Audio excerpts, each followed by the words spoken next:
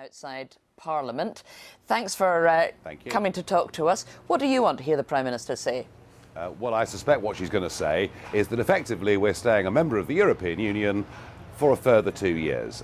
The £20 billion we're going to pay effectively keeps us part of the single market. And if she thinks that's going to impress Monsieur Barnier, she's got another thing coming, because they'll be asking for a separate Brexit bill on top of that. Look, we didn't vote for a transition deal. We voted to leave the European Union. No ifs, no buts. And I see today as quite a victory, actually, for Westminster, quite a victory for the political class, quite a victory for Goldman Sachs and people like that, and a big two fingers up to the great unwashed 17.4 million people who wanted Brexit. So if you think it's a victory for the political establishment, you think it's a defeat for your side of the argument, that a two-year transition is rejecting the idea of leaving the European Union? Yeah, what will happen is we'll get to the end of 2021 and then the Tory party will tell us, trust us, vote for us in the general election and we'll be the party that takes you out. That's where we're going with this argument. And I'm also concerned about the message it sends to the rest of the world. You know, the 85% of the global economy that is not part of the European Union. We had America, Australia, countries queuing up, wanting to do trade deals with us, wanting to do business with us on different terms, and effectively Mrs May's speech today says, don't bother, don't waste your time. We will not be an open global economy for many, many years to come. The government has been pretty clear, though, that after a transition period, which they think is necessary to get all of the arrangements in place, that we will leave the customs union, we will leave the single market, we'll have the freedom to strike those trade deals. You don't believe that? Not really, no. Why should I? Why should I? I mean, I listened to Mrs May speaking earlier on this week at the United Nations, talking about the global institutions we'd worked so hard to build up over years. I just don't believe her heart is truly in it.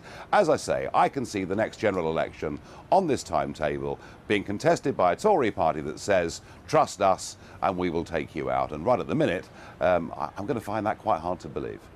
Simply because they're proposing a two-year transition deal, you think that that in and of itself betrays the entire idea of leaving the European Union? That's quite an accusation. Oh no, we've got a transition deal. It's called Article 50. It lasts for 2 years. It doesn't need to last for a further 2 years. And what it shows is a lack of vision and a lack of courage and a lack of belief, frankly, in what our place ought to be within the world. So you're not at all worried about the idea of a cliff edge if we were to leave the European Union in March 2019. I mean, you see how slowly the negotiations are going in Brussels. There's only 18 months left to do this. We haven't even started talking about a new trading relationship yet. Could we really be ready to leave in March 2019?